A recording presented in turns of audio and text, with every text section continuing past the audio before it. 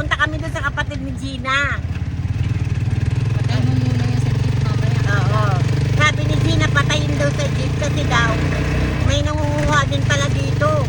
Eh akala ko katulad ng Laguna, walang walang mga ganyan-ganyan. Sa Laguna, wala. Wala talaga, G. Naglalakad na ako doon. Yung cellphone ako, wala talaga.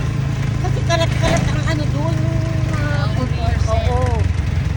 Ang mga enforcer sa Laguna, kalat-kalat. Kaya wala kang mababalitaan na may nang snatch, may nang Nang dami talaga nakakalat ang enforcer doon.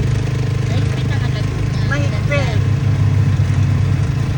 Kaya walang gano'ng mga nakaw-nakaw. Wala. Hablot cellphone, wala. Guys, supportahan nyo kami sa vlog namin ha. Pero hindi ako magpapakawa. Pero wala na kami makain. Wala na rin kayong matirahan. Palalayasin na kami. Lalayasin na. Alam na dis. Muna. O, diba? Maawa kayo sa mga lola. Aray ko.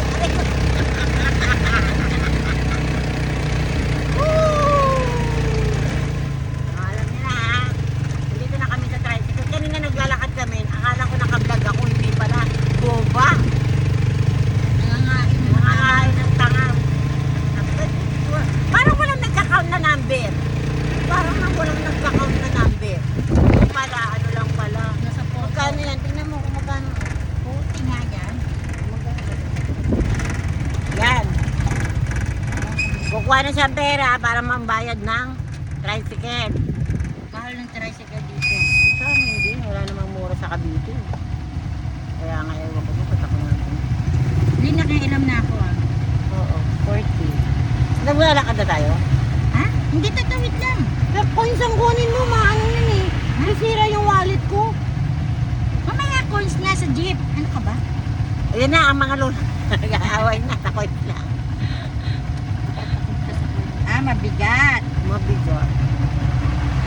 O siya, post muna ha. Mamaya na ulit. Mamaya na ulit.